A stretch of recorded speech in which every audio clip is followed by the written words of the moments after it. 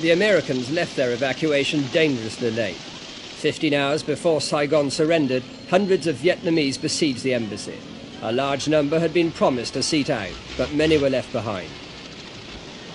The helicopters in Operation Frequent Wind were heading for the American evacuation fleet lying off the coast of South Vietnam. Cobra gunships of the US Marines were supposed to protect the embassy. Dawn on the last day, with signal flares on the rooftop helipad.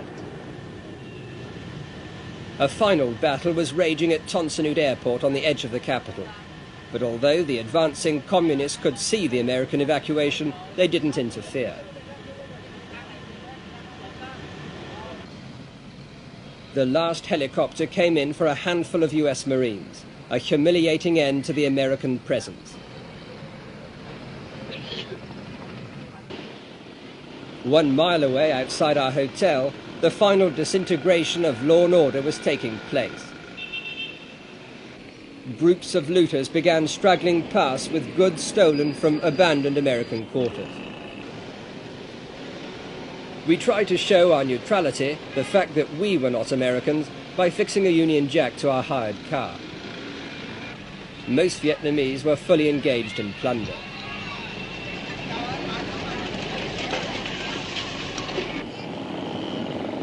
Minutes to 9 on the morning of the final American departure. The last Americans left the embassy complex about 25 minutes ago, and the fate of the embassy is very clear. It's now being systematically looted from floor to floor, and part of the building has been set on fire.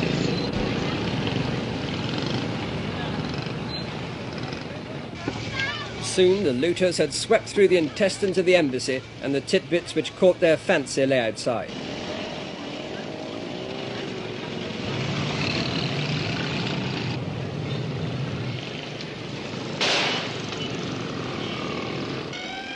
The Fire Brigade was one of the few functioning institutions with officers who had stayed at their jobs.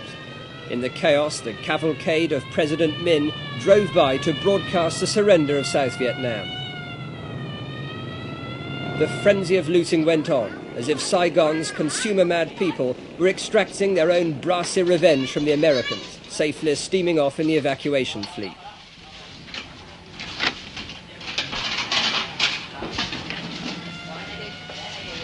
A former GI appeared, distraught after 5 fruitless days looking for his Vietnamese wife. Last chopper's gone, I think. Well, is there any other way we can get the hell out of here? Maybe I can travel with you guys or something. We're staying down at the Caravel Hotel. There's some British correspondents Then you there. can do me a favor. But how come you missed the last chopper? I was at these people's house. It was curfew. You understand? Yeah. No. I've got tickets for the 2 kids. I've got some, papers for these people. They're Vietnamese? They're Vietnamese, but they're with me, and it means a lot to some other Vietnamese people back home. Can you do me a favor? If I can stay with you guys and get these 2 children with me? Yeah, sure. And You've got some money for the hotel and so on? I'll get somebody. Sounds like an incoming rocket. We better get out. Okay. On Saigon's waterfront, people lost their common sense and swarmed on board ships, hoping to make the journey down a river that had already fallen under the control of the communists. Soldiers began to destroy or change their identity cards. In old Saigon, there was always someone to sell a boat ticket to nowhere or a new identity.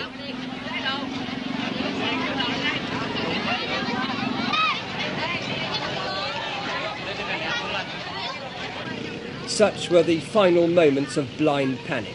Personal survival first. The lack of concern for the weakest and the helpless was never more apparent.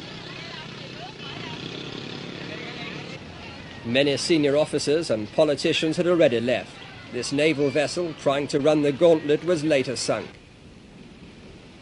2 miles away, through the smoke of battle, the first column of communist tanks was nearing the Bin Hoa Bridge, the northern approach to Saigon. Word of the surrender began spreading, and soldiers returned from the city's defence perimeter to shed weapons and uniforms. There were few commanders left. Most had talked or bought their way onto the American evacuation.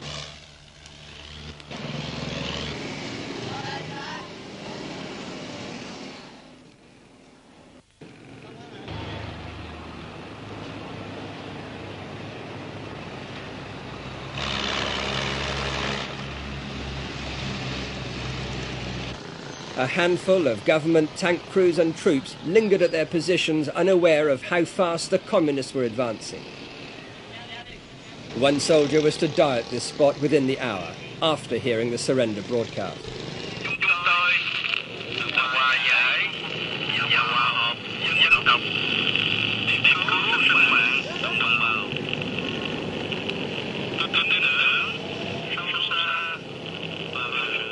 With the panache of a General Patton, the first North Vietnamese tank swept into Saigon. The men from the jungle had arrived. The last will and testament of Ho Chi Minh was being fulfilled. Though stricken with fear, the people of Saigon tried to react as if they all felt this was liberation. And the conquering tanks burst straight into the presidential palace. For the fourth time in a month, the presidential palace had new occupants, but these had come to stay. From start to finish, Operation Ho Chi Minh had lasted just 51 days.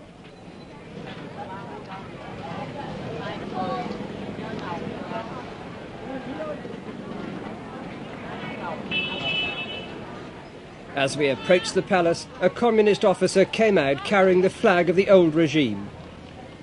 There was no shortage of standard bearers for the Provisional Revolutionary Government. Inside, General Minh, president for only 36 hours, awaited the communist generals. When did you first contact the National Liberation Front?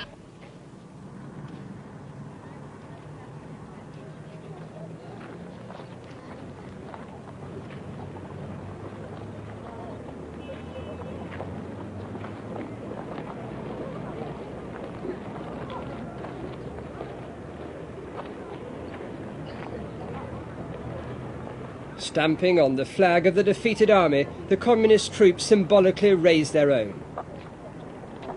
It was time for President Minh's farewell to the palace, a man who had no option but to surrender Saigon or risk its destruction.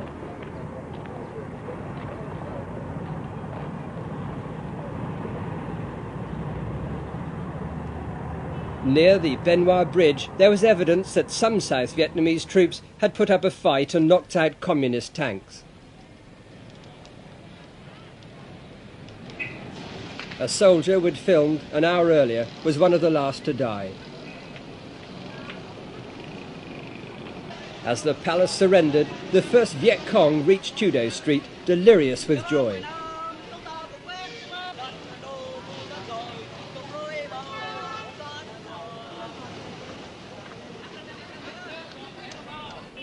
For the first time in 20 years, the face of Ho Chi Minh was on display.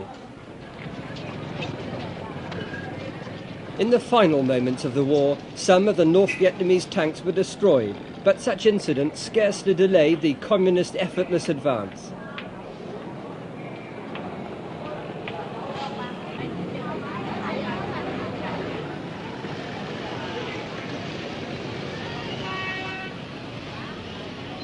There were civilian casualties, people who had been caught in the crossfire of a tank battle, but overall Saigon escaped lightly.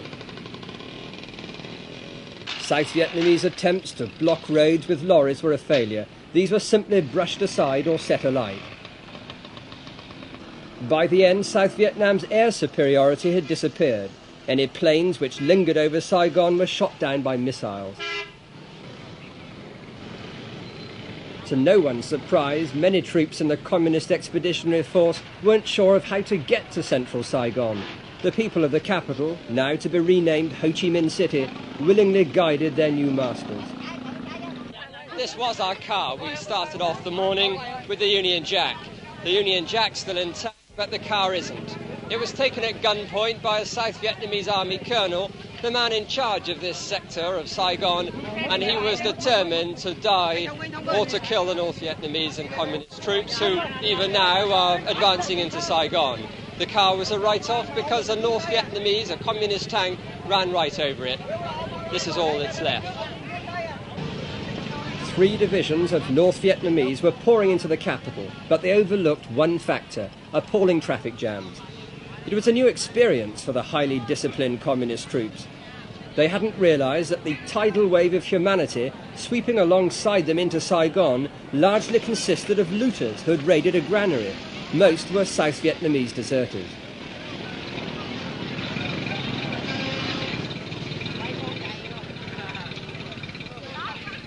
The defeated army did a striptease en masse, leaving their incriminating uniforms behind.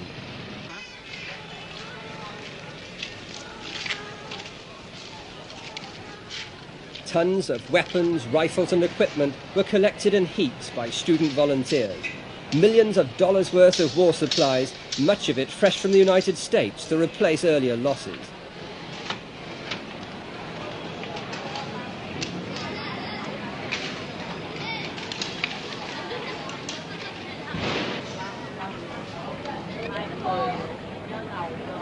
The American policy of Vietnamization had been swept into the dustbin of history.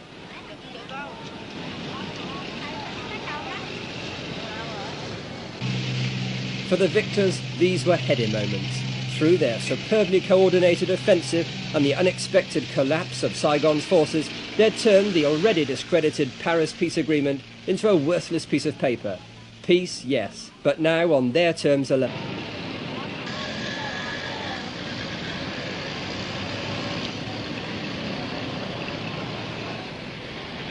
After the weeks of hysteria in Saigon about a possible bloodbath, it was heartening to see the Southerners trying to understand the conquering Northerners. Boy did meet girl. Generally, the troops were extraordinarily well behaved and shy.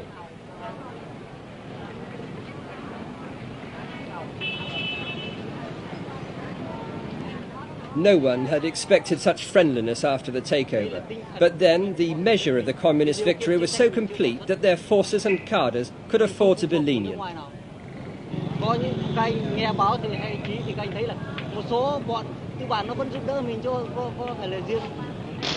Street urchins selling the emblem of the Provisional Revolutionary Government did marvellous business. It seemed prudent to fly the new flag ourselves on our hired car, because there was no way of getting official papers.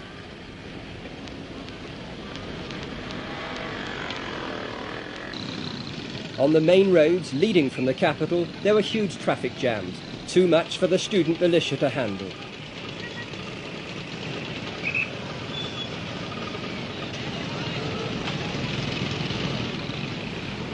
Completely spontaneously, without hindrance, thousands of people began returning to their homes. South Vietnam's own down-to-the-countryside movement was underway. Highway 4, leading southwest from Saigon, was littered with the debris of a defeated army. 3 South Vietnamese divisions disappeared in and around Saigon, leaving many of their vehicles. They ran out of fuel.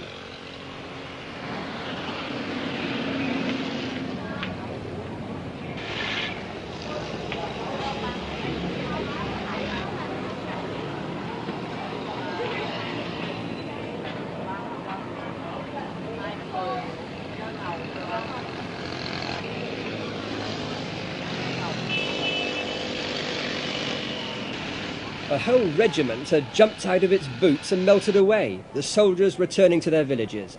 Hoa Binh, peace had come. The countryside itself in these early post-war days was strangely deserted, as if farmers were staying at home. So great was the rush back to the Delta that Highway 4 was frequently blocked. By now, the communists were ordering people to return to their villages all over Vietnam.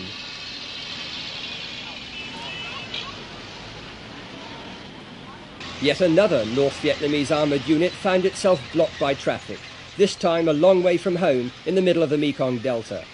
Hanoi's arm was indeed long, but there was little fighting for the Delta. It fell into line as Saigon surrendered.